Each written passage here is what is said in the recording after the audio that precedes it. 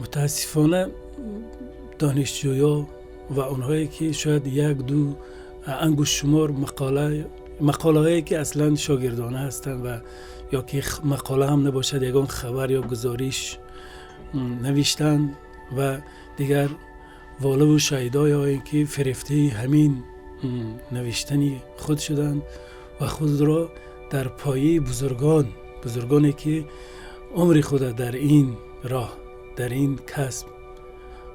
فدا کردند و طی نمودند این راه های پرشیب و فراز را. اینها الکی میخوان که به همون مره رفته رسیده باشند که ما نمیتونیم که حتی اینا را گوییم که اینا در آغازگاه قرار دارند. بعضی هستند که امیدوار کننده، بعضی نفراش هستند، لیکن من وقتی در شبکه‌های اجتماعی سر میزنم و بسیار هم حیرت زده میشم و هم بسیار افسوس میخورم که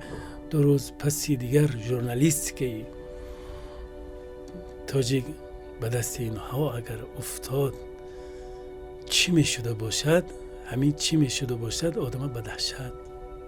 فرا میگیرد که خیلی این انتخاب یا اندیشه یا راهی غلط است که جوانان ما البته فکر نکنه از روی کینه یا که از روی یگان احساسی بدبینی صمیمانه و خالصانه میگویم که همان قدر شخص فروتن شد، همان قدر شخص که وزنین و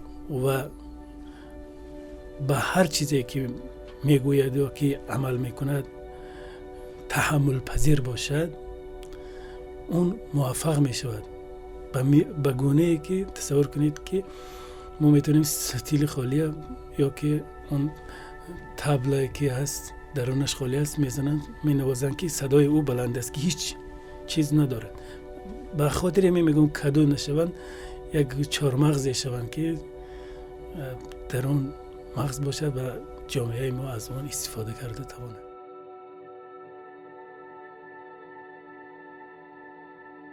بله، من ریال، یوونتوس،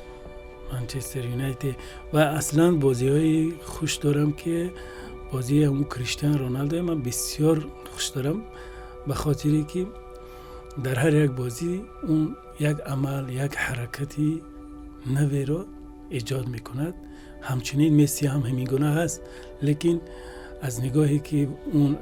هم ورزش دیده است و هم سبکش به زمانه خیلی نزدیکتر است و تلقین میکنه که در برابر یک کسب داشتن آدمی ورزشی بودنم این خوب است. در همه کسب و کاری که نباشی اگر با ورزش مشغول باشی، این در فکر کردن و در اندیشه رانی انسان هم نقشی مثبت خود میگذاره.